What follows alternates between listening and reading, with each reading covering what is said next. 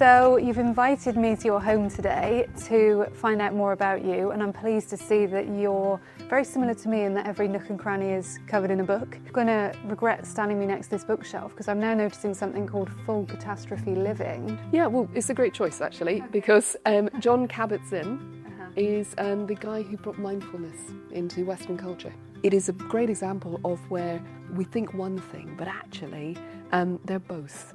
So with the things we learn about and the military and what we might come to mind about what it is to experience military leadership, Right. actually it taught me so much about how humans behave, what they love, what they fear, and how do you engage with people at that level. Yeah. I remember when we first met and you were telling me about the kind of work that you'd done in Afghanistan and during your time in the military, and my very limited knowledge of the military, the words that come to mind would be not necessarily about creating space. So I've definitely learned from you that it's, again, as you say, totally different to perceptions.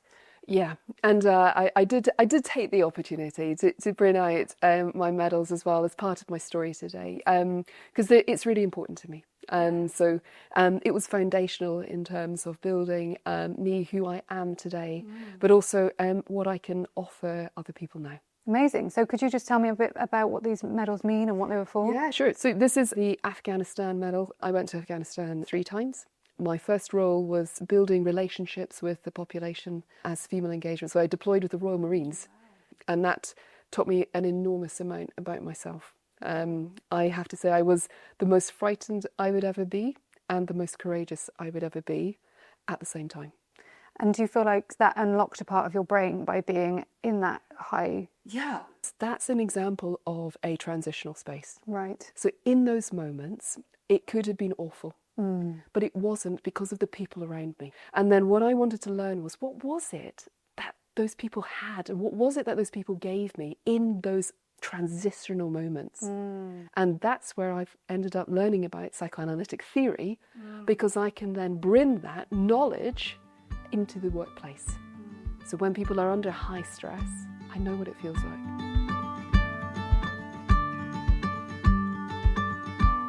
You may have heard of something called the Johari's window, right? So the Johari's window is things I know about myself, things that others know about me, but I don't know about myself. So there's 4 windows, if you like.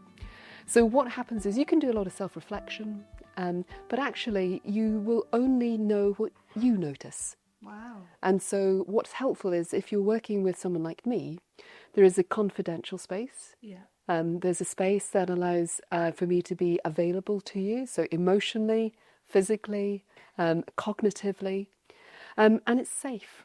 Right. And this is a place where you can say how you feel about something, knowing it's just in a space between you and I. And you may have heard me use these phrases about availability, about safety and meaningfulness, because those are the conditions that create self-motivation. So you work with a wide range of companies that are in this transitional phase of going from what you call their teenage years. They've been something and they're moving into something else.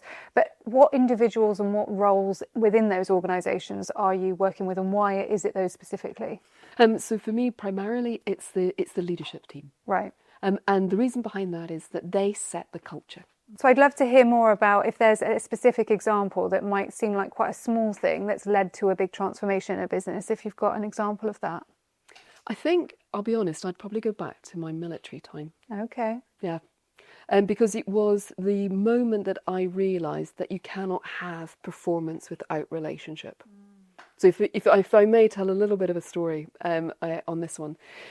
So I was working as a helicopter engineer, running a team, and I had a group of people who are very talented, but they weren't performing as a team, and therefore we weren't getting the outcomes that we needed. And what I realised was that it didn't matter how many times I gave instructions or rules or processes, they had a function.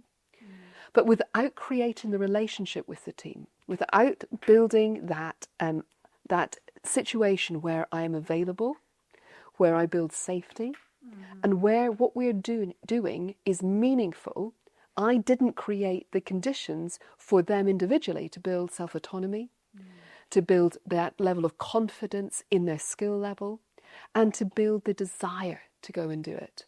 And so when I realised that those were the foundations that I needed to build, and then saw them individually start to meet their potential, we met the outcomes. Right. But it was never about fixing the outcomes. It was all about fixing the relationships. Yeah. Well, thank you so much for inviting me to your home and to learn so much more about you. I find it absolutely fascinating, and I'm looking forward to our next conversation, which is going to dive more into that high pressure leadership, military background. So yeah, looking forward to it.